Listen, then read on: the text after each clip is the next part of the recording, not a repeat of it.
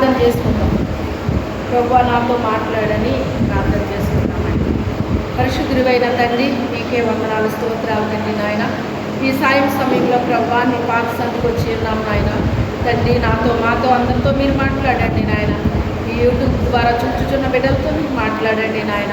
ఈ మైక్ శబ్దం ఎంత దూరం వినిపిస్తుందో అందుకు మించి నేను దూరం నీ దివ్య వాక్యం బయలు వెళ్ళి అందరినీ దర్శించి స్పర్శించి నీ పరిశుద్ధాత్మ కార్యాలు బలముగా జరిగించిన ఆయన. పరిశుద్ధాత్మ దేవుడా మీరే కార్యము చేయండి. ప్రతి హృదయం తెరవబడనుగాక, ప్రతి మనోనేత్ర వెలిగించబడనుగాక, మీ పరిశుద్ధాత్మ కార్యాలు జరుగునుగాక. పరిశుద్ధాత్మ దేవుడా మీకే స్తోత్రాలు చెల్లించుకుంటున్నాను తండ్రి. దయగల తండ్రి, కృపగల నాయన మీకే స్తోత్రాలు తండ్రి. వందనాలు ప్రభు, వందనాలు తండ్రి. యేసయ్య ఈ దీనిరాలను మరుగుపరిచి మాట్లాడుతండి నాయన. నీ సత్యవాక్యమును సరిగా విభజించి నీ పరలోకపు జ్ఞానముతో నింపు నాయన. సహాయం దయచేతండి. స్తోత్రాలు తండ్రి. పరిశుద్ధాత్మ దేవుడా మీరే కార్యము చేయమని యేసు అతి పరిశుద్ధ నామమున వేడుకుంటున్నాం తండ్రి. ఆమేన్. హల్లెలూయా. ఇక్కడ పౌలు గారు విశ్వాసం అంటే ఎంత బలమైందో, ఎంత విలువైందో విశ్వాసం గురించి మాట్లాడుతున్నారండి ఆయన. ఈ యొక్క 11వ అధ్యాయం అనేటువంటిదంతా కూడా విశ్వాసం గురించి ఆయన మరి రాయటం జరిగిందనమాట. విశ్వాసమును బట్టి 7 దినముల వరకు ప్రదక్షిణము చేయబడిన తరువాత ఎరుకో గోడలు కూలెను అంటున్నాడు అనమాట. అయితే ఇక్కడ చూడండి, దేవుడు మన జీవితాల్లో కొన్ని వాగ్దానాలు చేస్తాడనమాట. నీకు ఇలా చేస్తాను, అలా చేస్తానని మనకేం చేస్తాడు? వాగ్దానాలు చేస్తాడనమాట.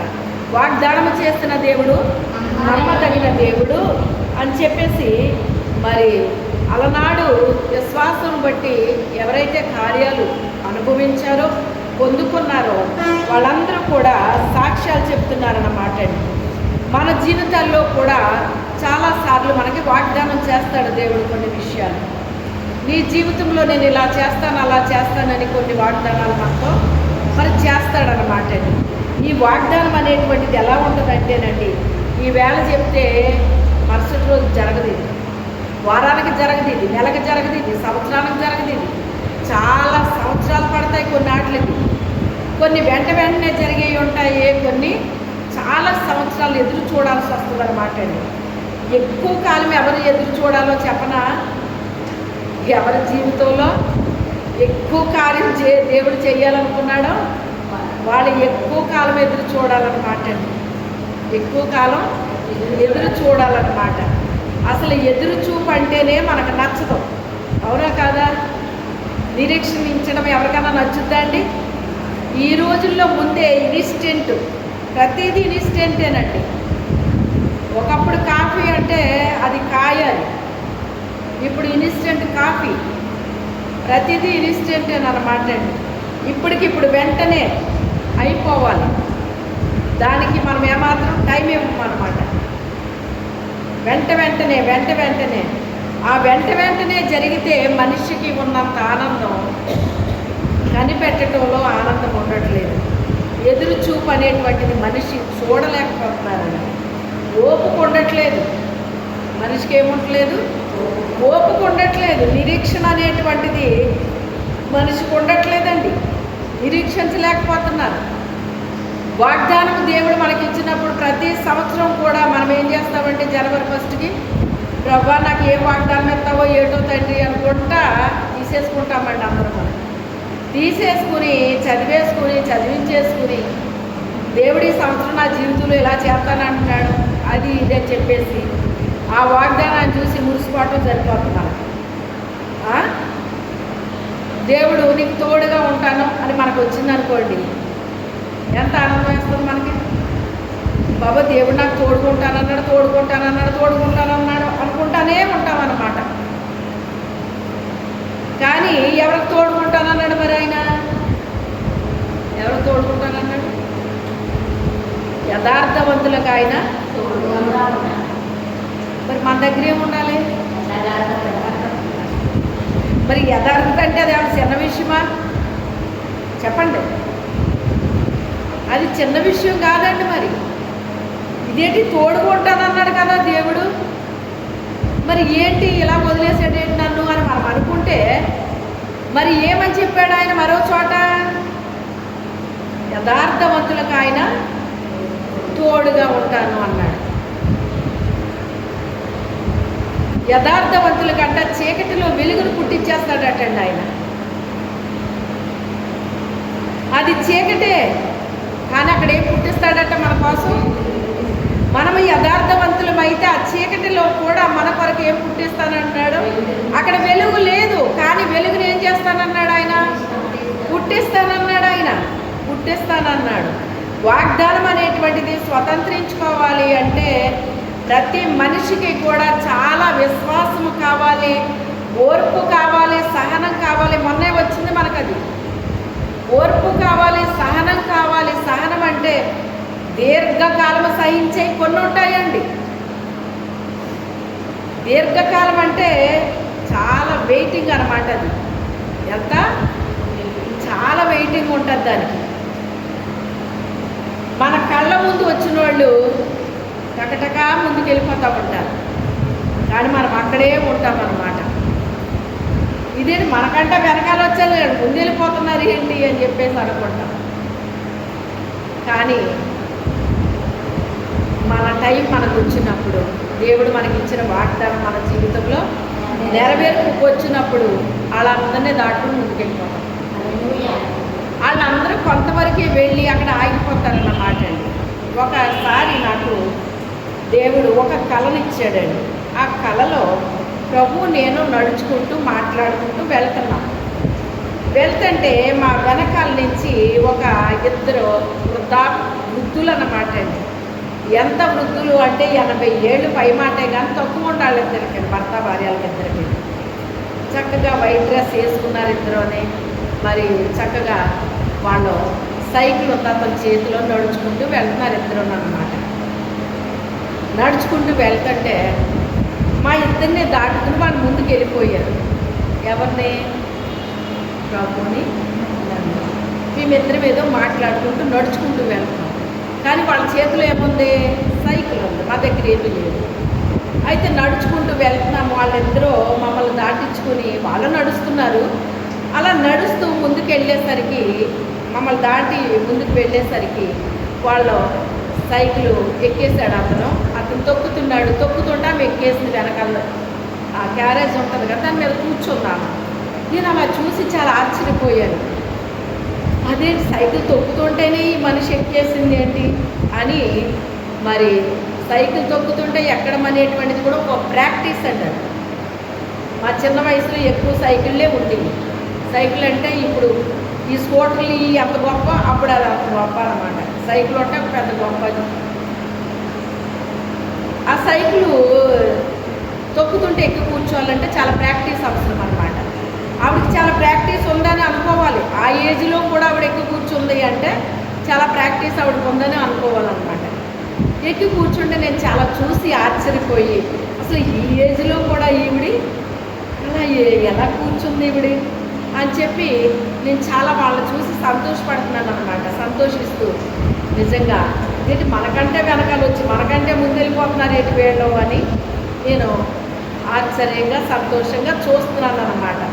మళ్ళీ దాటేసి వెళ్ళిపోయారు ఏంటి వీళ్ళు అనుకుంటూ చూస్తున్నాను అన్నమాట.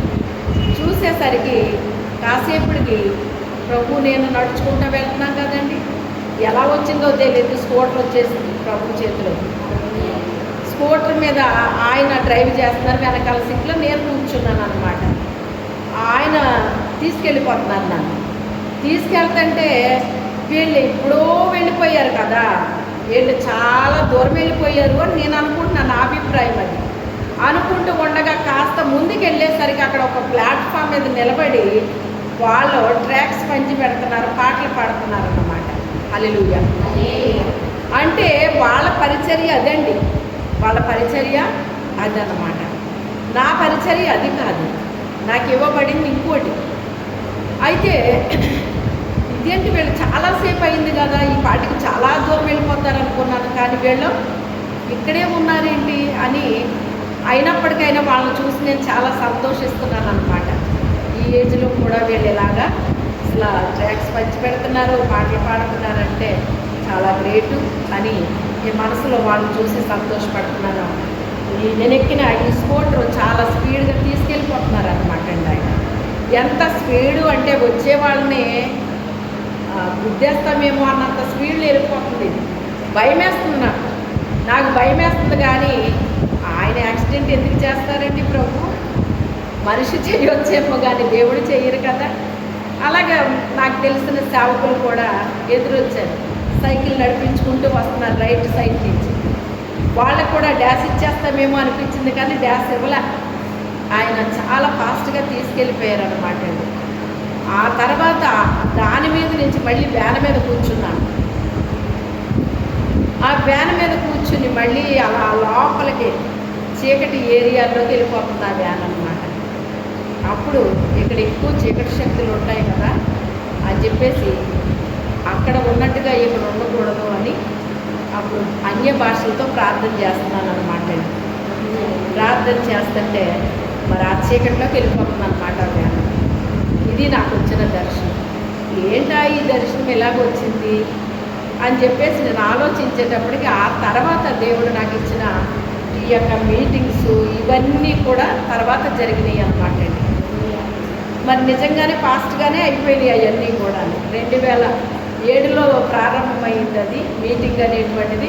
2011తో కంప్లీట్ అయిపోయింది అనమాట. 10లోనేమో చోడవరాన్ని అయిపోయింది, 11లోనేమో రాజమంగళ అయ్యింది. అలాగా తర్వాత మళ్ళీ ఎక్కడికి వచ్చేసాము, మళ్ళీ ఎక్కడ కొన్ని మీటింగ్స్ చేసాము.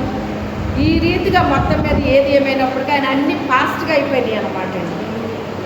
అన్నీ ఫాస్ట్గా అయిపోయినాయి. ఇప్పుడు ఇంకా అది కాదు చేయాల్సింది, ఇప్పుడు ఇంకా కొత్త కొత్తవి ఇస్తాడు దేవుడు. అది అయిపోయింది. ఇప్పుడు ఇచ్చే ఇంకో రకంగా ఉంటాయన్నమాట అండి. అలాగా నా జీవితంలో దేవుడు ఏం చేయాలనుకున్నారో అదే జరిగిస్తారు. దాని కొరకు నేను ఏం చేయాలి? ఎదురు చూడాలి. ఎలా ఎదురు చూడాలి? విశ్వాసంతో ఎదురు చూడాలి. నాకు వాగ్దానం చేసిన దేవుడు నమ్మదగిన దేవుడు. ఆయన తప్పకుండా ఆయన నెరవేరుస్తాడు. తన టైంలో ఆయన నెరవేరుస్తాడు, కానీ నా టైంలో ఆయన నెరవేర్చడు. నేను కంగారు పడ్డానని, నేను కంగారు పడలేదని ఆయన ఆగిపోయే దేవుడు కాదు. ఏ టైంలో నాకు నిర్ణయ కాలం వస్తుందో ఆ టైంలోనే అది జరిగిస్తాడు. నేను ఎదురు చూసినా చూడకపోయినా జరిగిస్తాడన్నమాట అండి. ప్రస్తుతానికి నేను ఏ స్థితిలో ఉన్నానో అది మొన్నే చూపించారన్నమాట. నువ్వు ప్రస్తుతానికి ఇలా ఉన్నావు అని దేవుడు చూపించారన్నమాట. అయితే నాకు ఏమనిపిస్తుంది అంటే నేనేంటో ఖాళీగా గోలు గీలుకుంటా కూర్చుంటున్నట్టు అనిపిస్తుంది నాకైతే. నువ్వు ఖాళీగా కూర్చోలేదమ్మా, నువ్వు ఈ పనిలో ఉన్నావు అని ప్రభు చూపించారు. అప్పుడు కొంచెం నాకు ఊరట కలిగిందనమాట. అయితే ఏది ఏమైనప్పటికైనా విశ్వాసం అనేటువంటిది ప్రతి దానికి అవసరం ఉంటుందండి. దేనికి ఉంటుంది? ప్రతి దానికి కూడా విశ్వాసం అనేటువంటిది చాలా అవసరం ఉంటుంది అనమాట. విశ్వాసము లేకుండా దేవునికి ఇష్టడై ఉండుట అసాధ్యము అంటున్నాడు అనమాట. మనము దేవునికి ఇష్టకరంగా ఉండాలి అంటేనంట ఖచ్చితంగా మనకి ఏముండాలంటున్నాడు ఆయన? విశ్వాసం ఉండాలంట. విశ్వాసం లేకపోతే మనము దేన్ని స్వతంత్రించుకోలేము, ఏది అనుభవించలేము, ఏది పొందుకోలేము. అనారోగ్యాలతో వచ్చిన వాళ్ళని చూసి దేవుడు ఏమన్నాడు? నీ విశ్వాసమే నిన్ను స్వస్థపరిచింది అన్నాడు ఆయన. నీ విశ్వాసమే, నీ విశ్వాసమే, నీ విశ్వాసమే అన్నాడు ఆయన. అంటే ప్రభు దగ్గరికి వచ్చినప్పుడు అంట ఆయన ఉన్నాడని మనం నమ్మాలటండి. ఏం చేయాలి? ఆయన ఉన్నాడని, ఆయన తప్పకుండా మన జీవితంలో కార్యం చేస్తాడని, ఆయన నమ్మదగిన దేవుడని మనం ఏం చేయాలంట? ఎలా నమ్మాలి? జరుగుతుంది అనే అవకాశం ఎక్కడ మనకు కనబడదు. పెళ్ళిని ఎండ కాస్తే వర్షం వస్తుందని ఎవరైనా నమ్ముతామండి? మేఘం పడితే మనకు ఎంతో నమ్మకం వస్తుంది, వర్షం వచ్చేస్తుందేమో బాగా అని అనిపిస్తుంది మనకు. దేన్ని చూసాం మనం? మేఘాన్ని చూసి మనకు నమ్మకం వచ్చింది. కానీ దేవుని యందు విశ్వాసం ఉంచడానికి ఏ సూచన కనబడదు మనకి, ఏ ఆధారం కనబడదు మనకి. దీన్ని బట్టి నమ్ముదామంటే ఏవి మనకి కనబడవు అసలని. ఏదైనా చిన్నది కనబడితే నమ్ముదాము అని మనం ఎదురు చూడవచ్చు, కానీ ఏది మనకి కనబడదు. దాన్నే విశ్వాసం అంటారు. చూస్తే నమ్మకం వస్తే దాన్ని విశ్వాసం అంటారు. చూడకుండా నమ్మాలి. మనం ఏం చేయాలి? చూడకుండా నమ్మాలి. మనకి ఏదైతే దేవుడు వాగ్దానం చేశాడో ఆ వాగ్దానాన్ని మనం పొందాలి అంటే వెళ్ళాలంటే విశ్వాసముతో ముందుకేం చేయాలి? వెళ్ళిపోవాలంటే ఇంకా ఏం చేయాలి? ప్రయాణము కొనసాగించాలి. ప్రయాణం కొనసాగించాలి అంతే తప్ప మరి విశ్వాసం లేకుండా ఉంటే మన జీవితాలు ఏది కూడా మనం పొందుకోలేము. చూడండి, ఐగుప్తు దేశాన్ని నుంచి ఇశ్రాయేలీయులు తీసుకొచ్చాడు దేవుడు. ఎక్కడ తీసుకెళ్తానన్నాడు ఆయన? కనాను దేశానికి తీసుకెళ్తానన్నాడు. ఈరోజు బయలుదేరితే ఒక నెలకి వెళ్ళిపోయారా? ఒక సంవత్సరానికి వెళ్ళిపోయారా? ఎన్ని సంవత్సరాలు ఆ అరణ్యంలో ప్రయాణం చేశారండి వాళ్ళు? చేశారు కదా. ఆకలేస్తే మన్నాను కురిపించాడు కదా, దాహం వేస్తే నీళ్లు కురిపించాడు కదా, బండలో నుంచి నీళ్లు ప్రవాహం వచ్చింది కదా, ఎండ తగలకుండా మేఘంగా మారాడు కదా, చీకటి లేకుండా అగ్నిస్తంభంగా మారాడు కదా. వాళ్ళకి మనలాగా బట్టలు మార్చుకునే అవకాశం లేకుండా దేవుడు చేశాడు కదా. ఏ బట్టలతో వాళ్ళు బయలుదేరారో అదే బట్టలతో వాళ్ళు అక్కడికి వచ్చారన్నమాట. ఇక కనాను దేశానికి ప్రవేశిస్తామనగా అప్పుడు మీ వస్త్రాలు ఉతుక్కోమన్నాడు. ఏం చేయమన్నాడు? వస్త్రాలు ఉతుక్కోమన్నాడు. అప్పుడు చెప్పాడండి, అప్పటి వరకు చెప్పలేదు. విచిత్రం ఏంటి అంటే వాళ్ళ చిన్నపిల్లలు అప్పుడు వేసుకున్న ఆ బట్టలే ఎంత పెద్దోళ్ళు అయిపోయినా వాళ్ళతో పాటు బట్టలు ఎదిగిపోయినాయి అంటండి. ఇలాంటివి ఎక్కడన్నా విన్నామా మనం? ఆ చిన్న వయసులో ఉన్న ఆ కాళ్ళకున్న చెప్పులు పెద్ద వయసు వరకు ఎదిగిపోయినాయి అంటండి. మనిషి ఎదుగుతారు కానీ చెప్పులు ఎదుగుతాయా అండి? బట్టలు ఎదుగుతాయా? కానీ ఉన్నది రాయబడింది కనుక ఏం చేయాలి? మనం నమ్మాలి. మరి మీరు నమ్ముతారో లేదో నేను నమ్ముతాను. దేవుడు ఏం రాయించినా నేను నమ్ముతాను. ఎందుకంటే ఆయన నరుడు కాదు, అబద్ధము చెప్పడానికి ఆయన నరుడు కాదు. ఆయన నిజమే మాట్లాడతాడు. ఆయన నోట్లో నుంచి వచ్చింది అంటే అవును అన్నట్టుగానే ఉంటుంది తప్ప ఏది కూడా నా నోట నుంచి వచ్చినది ఏది కూడా నిరర్ధకము కానేరదు. అది నాకు అనుకూలమైన దాన్ని నెరవేరుస్తుంది తప్ప ఏ ఒక్కటి నా నోట్లో నుంచి వచ్చిందంటే అది నిరర్ధకముగా తిరిగి నా యొద్దకి రాదు అని చెప్తున్నాడు. అది నిష్ఫలముగా తిరిగి నా యొద్దకు రాదు అంటున్నాడు. అంటే ఆయన నోట్లో నుంచి వచ్చిందంటే తప్పక అది ఫలిస్తుందని అర్థం. అది ఏదైనా కావచ్చు, అది అసాధ్యమే కావచ్చు, కానీ దేవునికి అసాధ్యము కాదు. కాకపోతే దేవుడు ఏం చెప్పాడో అది చెయ్యాలి. మనం చెప్తాడు కొన్ని, మనకి చెప్పింది ఎలా చెయ్యాలి? చెప్పినట్టుగా చెయ్యాలి. ఎలా చెయ్యాలి? చెప్పింది చెప్పినట్టుగానే చెయ్యాలి.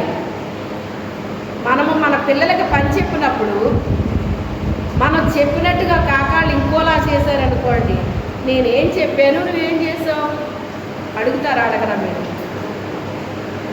చేసిందా లేదా పిల్ల పని? కానీ ఎలా చేసింది? నువ్వు చెప్పినట్టు చేయలేదు. మరి అప్పుడు అది నీకేమైనా ఉపయోగం ఉందా? ఇప్పుడు ఆ పిల్ల కష్టపడి చేసింది, చేయలేదా? చేసింది. కానీ అది నీకు ఉపయోగపడిందా? నువ్వు ఎలా చేయమని నువ్వు నీ మనసులో నువ్వు అనుకున్నావో దాని ప్రకారంగా అమ్మాయి చెయ్యాలి. కానీ తన మనసులో అనుకున్నట్టుగా చేస్తే అది నిన్నెలా తృప్తిపరుస్తుంది? చేశాను కదమ్మా అన్నది. చేసావు. ఎలా చేసావు? నేను చెప్పినట్టు చేసావా? నువ్వు అనుకున్నట్టు చేసావు. స్త్రీలకి మనకు బాగా తెలుసు. మనము కొన్ని పనులు మనం చేసుకుంటామండి. మనం చేసుకునే పని ఎదుటి వాళ్ళకి అప్పచెప్పామనుకోండి, మనం చేసుకున్నట్టు ఉంటుంది. అది కొన్ని పనులు ఎలా ఉంటాయి అంటే వాళ్ళకి ఎక్స్ప్లెయిన్ చేయడం సరిపోద్ది. మనకి ఇది ఎలా చెయ్యి, అది అలా చెయ్యి అని వాళ్ళకి ఎక్స్ప్లెయిన్ చేసి బదులు మనం చేసుకుంటే బెటర్ అనిపిస్తుందా? అంటే పనిలో ఎన్ని రకాలు ఉన్నాయో చూడండి మీరు. వీళ్ళకి చెప్పే బదులు మనం చేసుకుంటే బెటర్ అనిపిస్తుంది అన్నమాట అండి. అది చిన్ని పనే, కానీ వాళ్ళు ఏం చేస్తారంటే ఇది ఎంత ఇమ్మంటారు, అది ఎంత ఇమ్మంటారు, అది ఎక్కడ ఉంది, ఇది ఎక్కడ ఉంది, ఈ గిన్నెనా, ఇదేనా, అదేనా అని వీళ్ళు చెప్పుతుంటే మనం వాగలేక నువ్వేమీ చెయ్యొద్దామా నేను చేసుకుంటాను అక్కడ పెట్టాం అంట. మనమా వాళ్ళకి చెప్పేటప్పటికి మనకేమవుతుంది, అలా నీరసం అనిపించకూడదు. మనం ఆయన ఏది చెప్పాడో ఆయన చెప్పింది చేయుడి అన్నారు. మరి అమ్మాయి ఏమన్నారు ఆవిడ? ఆయన చెప్పింది చేయుడి అన్నది ఆవిడ. ఆయన ఏం చెప్పాడు? పాత్రలు ఖాళీ అయిన తర్వాత నీళ్లతో అంచుల మట్టుకు నింపమన్నాడు ఆయన. నీళ్ళ బదులు పాలు వేసారు అనుకుందాం. ఏ ఉడిపోతే పాలే, నీళ్ళు ఎత్తికే పాలు ఎత్తే బాగోదా, లేకపోతే ఇంకోటి ఎత్తే బాగోదా అని వీళ్ళు అనుకున్నారు అనుకోండి, మనలో మనమాట. అప్పుడు అది ఎలా ఉంటుంది? ఆయన ఏం చెప్పాడో అదే చెయ్యాలి. అది ఎలా జరుగుతుంది అనేటువంటిది మనకు అనవసరం. అవునంటారా కాదంటారా? మనకు అనవసరం. ఆయన ఏం చెప్పాడో అది మాత్రమే మనం చెయ్యాలండి. చెప్పని పనులు చేయకూడదు. చెప్పింది చెప్పినట్టుగా చెయ్యాలి. చెప్పింది చేయటం వేరు, చెప్పింది చెప్పినట్టుగా చేయటం వేరు. అది ఎవరు చేస్తారో తెలుసా? ఆయన హృదయాన్ని ఎరిగిన వాళ్ళు, ఆయనకి సన్నిహిత సంబంధం కలిగిన వాళ్ళు, వీళ్ళే ఆయన అన్నట్టుగా మిళితమైపోయిన వాళ్ళు మాత్రమే అలాంటి పని చేయగలుగుతారు. అంటే ఆయన ఇష్టాలు ఏంటో వాళ్ళకి తెలుస్తాయి. ఆయన ఎలా చేస్తే ఇష్టపడతాడో వాళ్ళకి అర్థమవుతుంది. అందుకే వాళ్ళు సొంత పెత్తనాలు చేయరండి. ఎవరు నమ్మినా నమ్మకపోయినా, ఎవరికి అది నచ్చినా నచ్చకపోయినా ఆయన ఎలా చేయమంటే అలాగే చేస్తారండి. అలాగే చెయ్యాలి. ఆయన ఎప్పుడు చెప్పితే అప్పుడు, ఎలా చేయమంటే అలాగా మనం ఏం చెయ్యాలి? చెయ్యాలండి. అంతే తప్ప ఆయన ఒకటి చెప్తే మనం ఇంకోటి చేయకూడదండి. ఇప్పుడు కనాన్ దేశానికి తీసుకెళ్తాను అన్నాడండి. ఈవేళ బయలుదేరితే 3వ రోజుకి వెళ్ళిపోవచ్చటండి కనాన్ దేశం. కానీ అలా వెళ్ళనేమలేదు ఆయన. ఎన్ని రోజులు పట్టిందంట? ఎందుకంత? అన్ని పాఠాలు నేర్పించాడు ఆయన. ఏం నేర్పాడు ఆయన? దారిలో చాలా పాఠాలు నేర్పించాడు ఆయన. ఆయన మీద తిరుగుబాటు చేయకూడదు అన్నది నేర్పించాడు. ఆయన చెప్పింది చెప్పినట్టుగా చేయాలని నేర్పించాడు. తర్వాత ఆయన విశ్రాంతి తీసుకోండి అంటే తీసుకోవాలి, వాళ్ళు లేవండి అంటే లేవాలి, ప్రయాణం చెయ్యండి అంటే చెయ్యాలి, ఆగమంటే ఆగాలి. అర్థమైందా? ఆగమంటే ప్రయాణం చేయకూడదు, ప్రయాణం చేయమంటే ఆగకూడదు. తెలిసిందా? ప్రయాణం చేయమన్నప్పుడేమో మనం ఆగి, ఆయన చేయమన్నప్పుడేమో మనం ఆగి, ఆయన మనల్ని ఆగమన్నప్పుడేమో ప్రయాణం మొదలెట్టామనుకోండి. రెండు ఒకటి అవుతాయా? రెండు అవుతాయండి? అవ్వదు. అలాగే దేవునికి కొన్ని ఉంటాయండి. స్త్రీలమైన మన జీవితాల్లో మనకి కొన్ని ప్రణాళికలు ఉన్నట్టుగానే ఆయనకి కొన్ని ప్రణాళికలు ఉంటాయండి. ఆ ప్రణాళికల ప్రకారంగా ఆయన చెప్తాడు, మనం చెయ్యాలంతే. కొన్ని ఆయన చెప్పినవి మనకి ఎలా ఉంటాయంటేనంట హాస్యాస్పదంగా ఉంటాయటండి. ఎలా ఉంటాయి? హాస్యాస్పదంగా ఉంటాయంట. అంటే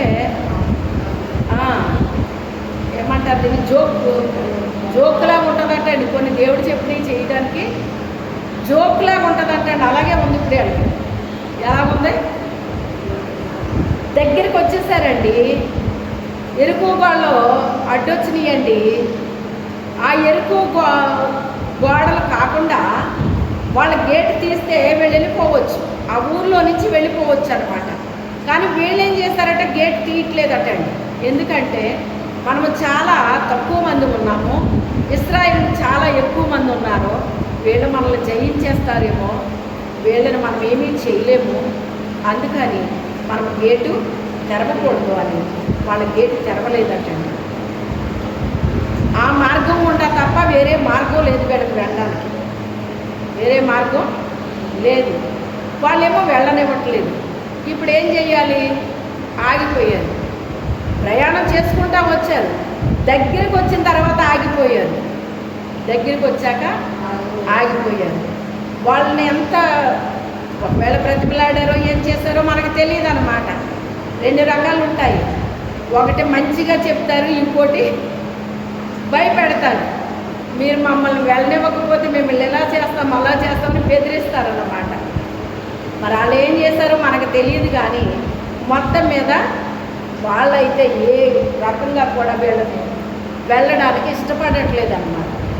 ఇష్టపడకపోతే మరి వీళ్ళు అంతవరకు ప్రయాణం చేశారు, దగ్గరికి వెళ్ళిన తర్వాత ఆగిపోయారు అంటే ఇంకెంత బాధ అనిపిస్తుందండి? చెప్పండి, ఎంత బాధ అనిపిస్తుంది?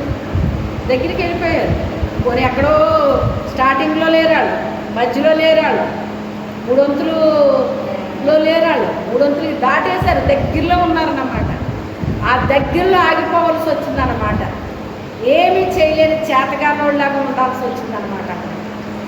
ఉండాల్సి వచ్చేటప్పటికి ప్రార్థన చేస్తారు కదండి, మరి దేవుడికి ప్రార్థన చేస్తుంటే ఆయన అన్నాడు కదా, ఒక సలహా చెప్పాడు దేవుడు. మనకి ఆలోచన చెప్తాడండి. ఆయన ఆలోచనకి కర్త కనుక మనకు ఆలోచన చెప్తాడు. ఆలోచన చెప్పాడు. ఏమని చెప్పాడు? స్తుతించమన్నాడు. ఏం చెప్పాడు ఆయన? స్తుతించమన్నాడు. ఆయన ఎరుకో చుట్టూ తిరిగి 7 సార్లు ఎరుకో చుట్టూ తిరిగి స్తుతించమన్నాడండి. మరి అది ఎలా ఉంది? హాస్యాస్పదంగా లేదా? చెప్పండి, ఉందా లేదా అండి? ఏంటి, బయటికి వెళ్ళడానికి మార్గం చెప్పాలి కానీ దీని చుట్టూ తిరిగి స్తుతించమంటాడేంటి? ఏమన్నా దానికి ఆన్సర్ లాగా అనిపించిందండి? అది అక్కడ అనిపించలేదు. అప్పుడు యెహోషువ అంటాడు, దేవుడు ఇలా చెప్తున్నాడు, మరి మీరందరూ కూడా ఏం చేయాలి? స్తుతిద్దాం మనం అందరం అన్నాడు. అంటే వాళ్ళకి ఇంక చేసేదేమీ లేదు.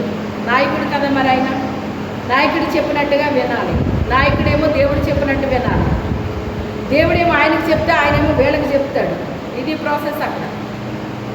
అయితే ఇప్పుడు ఇంక ఇతని మాట కాదనడానికి లేదు, వేరే మార్గం లేదంటే అప్పుడు సరే ఇంకేం చేస్తాం మరి?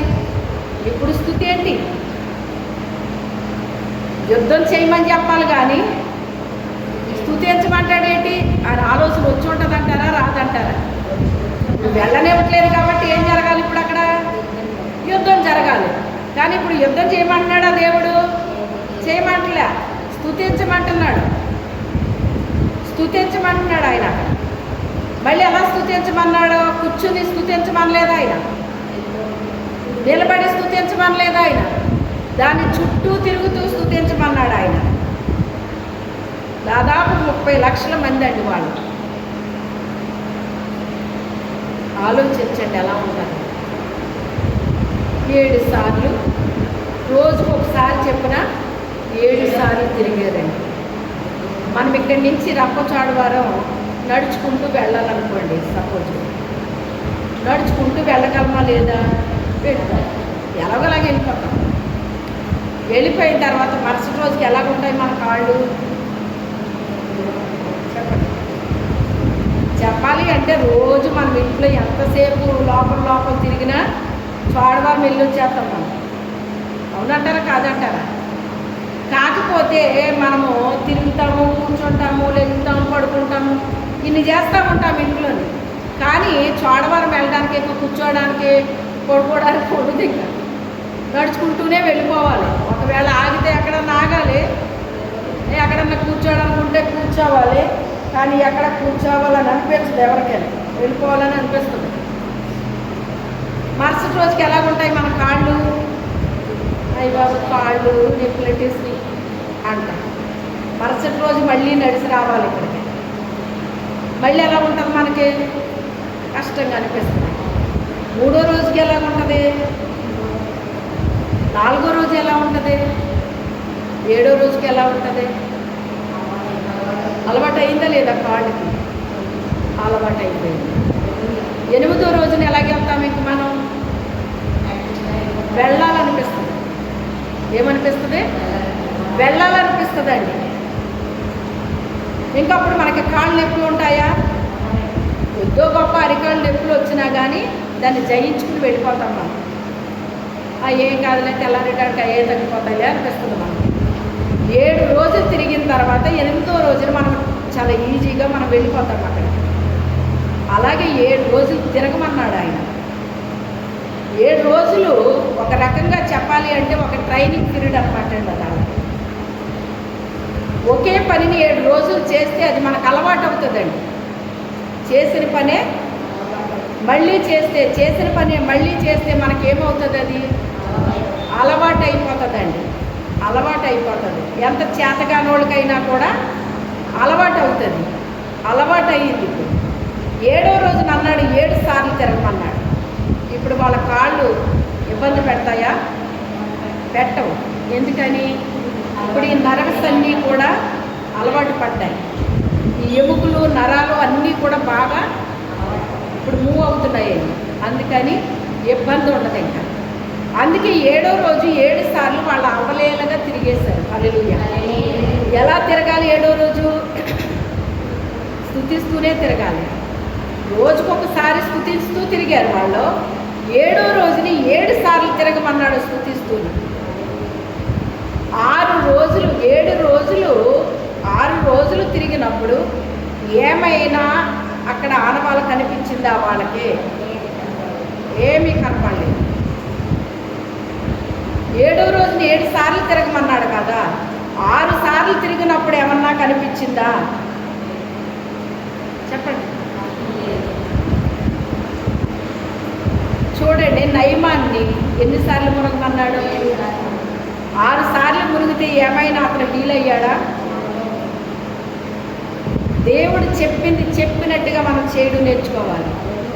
ఆనవాళ్ళు ఏమి ఉండవు అక్కడ, ఆధారాలు ఏమి కనబడవు మనకు అక్కడ. కానీ ఆయన చెప్పాడు, చెయ్యాలంటే. మనం అద్భుతం చూడాలి అంటే ఆయన చెప్పింది చెప్పినట్టుగా మనము చేసేయాలంతే. ఇంకా గుడ్డుగా చేసేయాలి. అప్పుడు అందరూ అంటారు మనల్ని, నీకు ఏమైనా పిచ్చా, ఇన్ని రోజులు చేసేవి ఏమైనా జరిగిందేంటి అని అంటారా? ఖచ్చితంగా అంటారు. కానీ నిన్ను పిచ్చన్నా ఇంకోటన్నా ఏం చేయాలి? నువ్వు ఆయన చెప్పాడు చెయ్యాలి. నువ్వు అవతలకు నువ్వు సమాధానం చెప్పాల్సిన అవసరం లేదు నీకు. వాళ్ళని నమ్మించాల్సిన అవసరం నీకు లేదు. వాళ్ళు నమ్మనే నమ్మకపోయినా అది వేరే విషయం. వాళ్ళు నమ్మిస్తే కూర్చోవలసిన అవసరం లేదు. ఆయన చెప్పింది మనం చెయ్యాలంటే అది అందరికీ నవ్వుగానే అనిపిస్తుంది, అందరికీ హాస్యంగానే అనిపిస్తుంది. కానీ చెయ్యాలి. 7వ రోజుని 6 సార్లు తిరిగారు. ఏ సూచన కనబడలేదు వాళ్ళకి. 7వసారి తిరిగారు. ఎలా ఉన్న గోడ అలాగే తిరిగిపోయిందంట. అటు పడలేదు, ఇటు పడలేదు.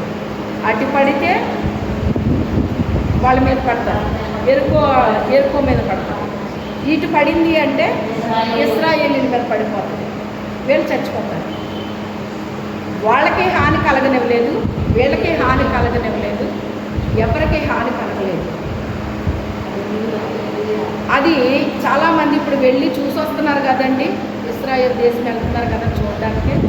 చూసిన వాళ్ళు చెప్తున్నారు, అది దేనితో పొడిసిన బళ్ళలు కానీ ఈటులు కానీ ఏది పొడిసినా, ఒకవేళ పేల్చిన తుపాకీలతో పేల్చినా కూడా ఏమాత్రం కూడా గోడ అసలు ఏమీ అవ్వదంటండి. చిన్నది బెజ్జం కూడా చేయలేరట వీళ్ళు. అంత స్ట్రాంగ్ అటండి అది. అంత స్ట్రాంగ్ది ఏం చేశాడు దేవుడు? అలా భూమిలో తెప్పేశాడండి. ఎలా ఉన్న గోడ అలాగా. పోనీ ఆ భూమి ఏమన్నా గుల్లైపోయినట్టు తెలిసిందా వాళ్ళకే? తెలియలేదు. అంటే దేవుడు మనకు ఒకటి చెప్పాడు అంటే అది ఎలా జరుగుతుంది, ఎప్పుడు జరుగుతుంది, అది మనకు అనవసరం. అది మనకే అనవసరం.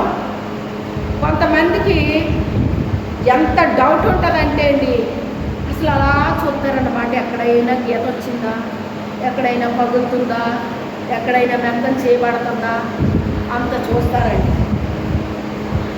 పరిశీలన చేస్తూ ఉంటారన్నమాట. ఒకవేళ మరి ఎవరన్నా చేశారేమో మనకు తెలీదు, కానీ ఎక్కడ ఏమీ కూడా కనబడలేదండి, కనబడలేదు. కానీ 7వసారి అలా భూమిలోకి వెళ్ళిపోయింది. ఎలా జరిగింది కార్యం? నాకు అసాధ్యమైనది అన్నాడా లేదైనా? మనకు అసాధ్యమే, మనకే అసాధ్యాలు, ఎన్ని అసాధ్యాలు ఉంటాయో మనకు. 1, 2 కాదండి, 1, 2 కాదు. మనం భయపడేది, కంగారు పడేది, మనం చేసుకోగలిగిన దానికి భయపడి కంగారు పడమే ఎవరు కూడా, అది మనం చేసుకోగలం, దానికి భయం అనిపించదు మనకి. ఏది చేయలేమో, ఏది మన వల్ల కాదో దాని గురించి మనం భయపడతాం. అవునంటారా కాదంటారా?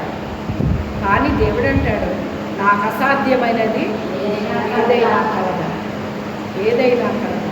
ఆయన ఏదైనా కూడా చెయ్యగలిగిన శక్తిమంతుడు ఆయన.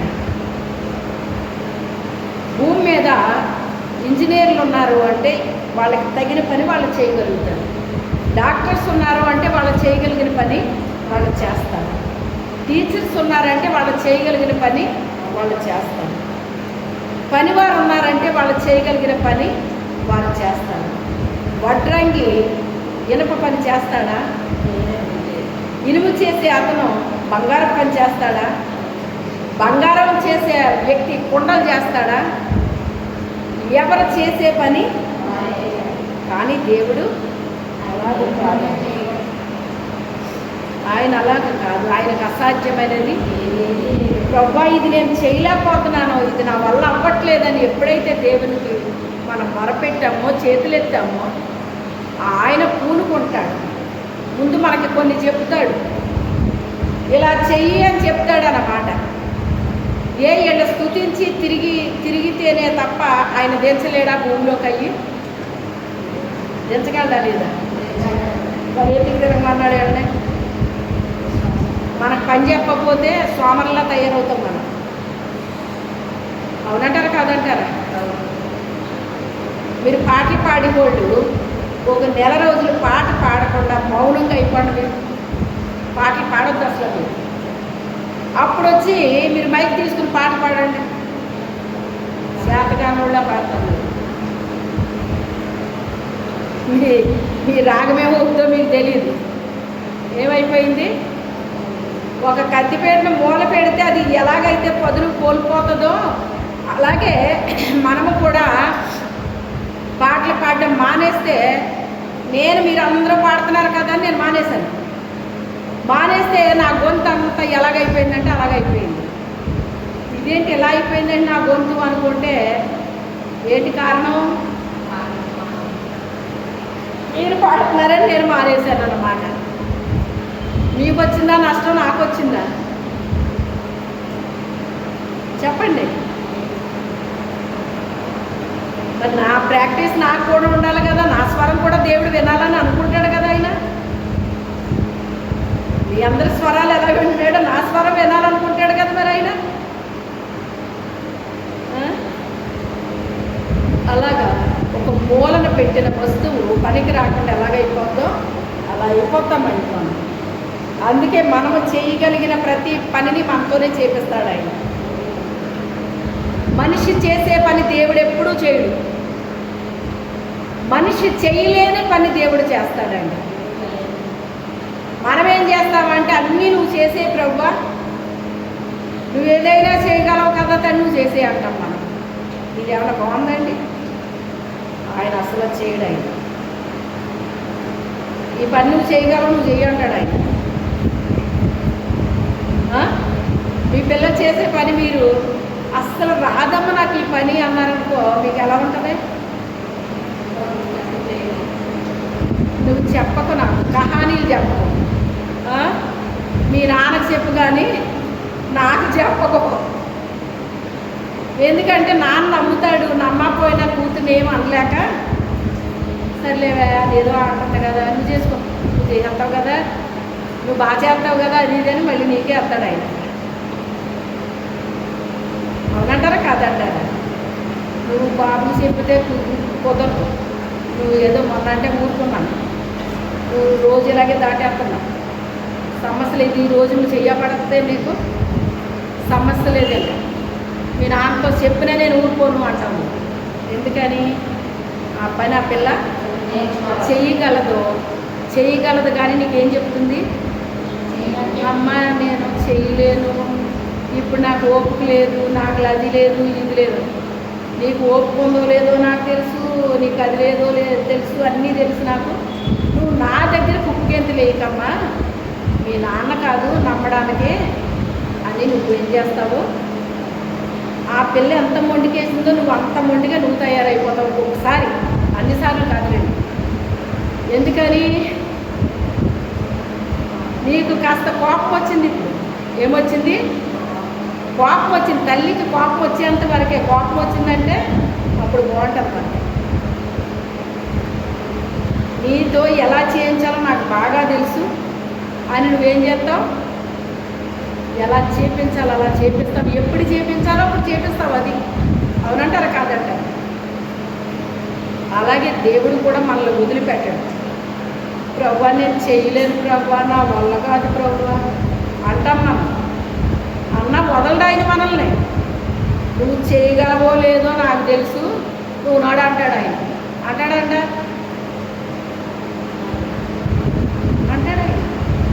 మనకి ఎంత సామర్థ్యం ఉందో ఎంత లేదో దేవుడికి తెలుసండి.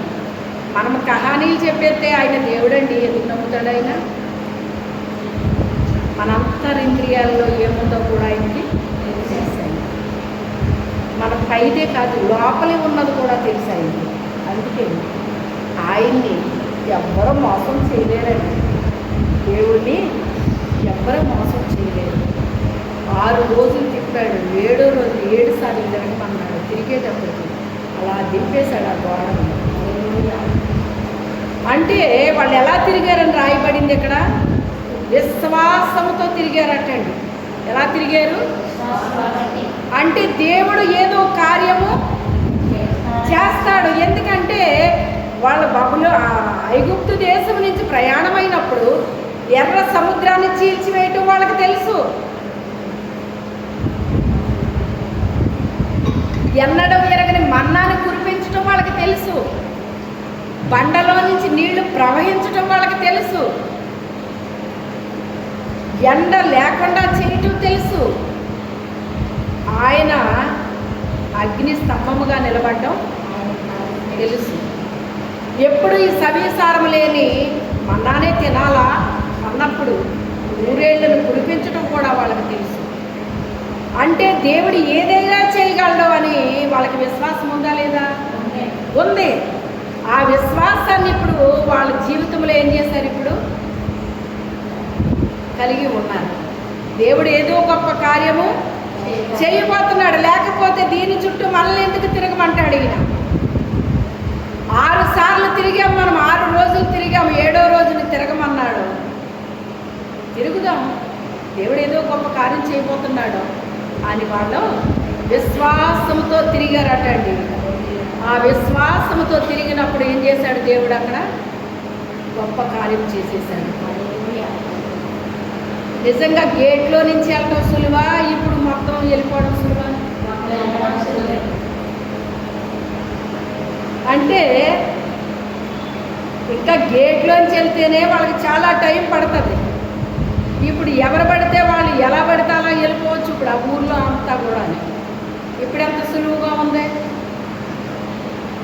ఇప్పుడు ఎంత సులువుగా ఉందండి? ఎప్పుడూ కూడా శత్రువు మన జీవితంలో ఏదైనా కార్యము చేస్తుంది అంటే మన జీవితంలో దేవుడు ఏదో గొప్ప కార్యము చేయబోతున్నాడు. ఆయన శత్రువుకి అవకాశం ఇవ్వడం మన జీవితంలో. ఆయన మనకేదో చెప్తాడు, అది మనం చెయ్యాలి. చేస్తే అద్భుతాన్ని చూసేస్తాం. ఇప్పుడు దాటేశారా లేదా? కష్టంగా వెళ్ళాల్సిన ప్రయాణం ఈజీగా అయిపోయింది. హల్లెలూయా. ఎలా జరిగింది? ఇది విశ్వాసము ద్వారా జరిగింది. ఎలా జరిగింది? విశ్వాసము ద్వారా జరిగింది. అలాగే మన జీవితంలో కూడా దేవుడు ఏదో నీ జీవితంలో చేస్తానని నీకు వాగ్దానం ఇచ్చి ఉండొచ్చు. నాకు వాగ్దానం ఇచ్చాడు. అయితే వాగ్దానాలతో మనం ఏం చేస్తున్నామంటే కనిపెడుతూ ఉన్నాం, ప్రార్థిస్తూ ఉన్నాం, కనిపెడుతూ ఉన్నాం, విశ్వాసంతో ఉన్నాం, నిరీక్షిస్తున్నాం. మనం అనుకున్న టైంలో జరగదు, ఆయన అనుకున్న టైంలో జరుగుతుంది. ఈ లోపల ఆయన చెప్పింది మనం చెయ్యాలి, అద్భుతాలు చూసేస్తాం. ప్రార్థన చేద్దాం. మోకరించండి. పరిశుద్ధుడు అయిన తండ్రి, మీ వందనాలు, స్తోత్రాలు తండ్రి. ఈ సాయం సమయంలో నాయన మాతో మీరు మాట్లాడారయ్యా, మీకు స్తోత్రాలు ప్రభు. ఏ బిడ్డకి ఏ వాగ్దానాన్ని మీరు ఇచ్చారో నాకు తెలియదు కానీ ప్రభు, వాగ్దానం చేసిన దేవుడవు, నమ్మదగిన దేవుడవు తండ్రి. ఇశ్రాయేలు జీవితంలో మీరు చేసిన వాగ్దానాలు వాళ్ళ జీవితంలో నెరవేర్చారు నాయన. మా జీవితాల్లో కూడా నెరవేర్చడానికి సర్వశక్తిమంతుడివై ఉన్నావు ప్రభు. మాకు నాయన మీరు ఏదైతే చెప్పారో అది మేము చేసే బిడ్డలుగా మేము ఉండడానికి సహాయం చేయి తండ్రి. మీరు చెప్పింది చెప్పినట్టుగా చేసే బిడ్డలుగా మేము ఉండాలి తండ్రి. అట్టి కృపను మాకందరికి అనుగ్రహించు నాయన. ఇందులో చూస్తున్న వింటున్న బిడ్డలతో కూడా నాయన మీరు మాట్లాడారు, మీకు స్తోత్రాలు. వారు దేని కొరకు ఎదురు చూస్తున్నారో ప్రభు, దేని కొరకు కనిపెడుతున్నారో తండ్రి నాయన, వారి జీవితంలో కూడా నాయన వారు నాయన ఈ దేని కొరకు ఎదురు చూస్తున్నారు అది పొందుకునేటట్టుగా సహాయం చేయతండి, స్వతంత్రించుకునేటట్టుగా సహాయం చేయతండి. అయ్యా మీకే స్తోత్రాలు అయ్యా, స్తుతులు తండ్రి. ఏది ఏమైనప్పటికైనా మీరు చెప్పింది చెప్పినట్టుగా చేసే కృపను మేమందరము కలిగి ఉండడానికి సహాయం చేయండి. మా జీవితాల్లో, కుటుంబాల్లో, సేవలో, సంఘంలో నాయన మేము ఈ కార్యము చూసేవారుగా మేము ఉండడానికి సహాయం దయచేయమని యేసు అతి పరిశుద్ధ నామములు అడిగి వేడుకొనుచున్నాము తండ్రి. ఆమేన్. యేసు రక్తమే జయము, యేసు నామే జయం. ప్రవేశ రక్తం సంపూర్ణ విజయం. అపవాది క్రియలకు అనంతరం నాశనం ప్రవేశన మన ఘన విజయం కలుగును గాక. ఆమేన్. తండ్రి అయిన దేవుని యొక్క ప్రేమయు, కుమారుడైన యేసు క్రీస్తు ప్రభు వారి యొక్క మహాకృపయు, పరిశుద్ధాత్మ తండ్రి యొక్క అన్యోన్యమైన సహాయము, సహవాసం ఇప్పుడు ఎల్లప్పుడూ మనకి, మన కుటుంబాలకి, మన సంఘానికి, మన గ్రామాల, జిల్లాలు, రాష్ట్రాలు, మన దేశాలకు నిత్యము తోడుగా ఉండునుగాక. ఆమేన్. హల్లెలూయా, హల్లెలూయా, హల్లెలూయా. అందరికీ వందనాలండి.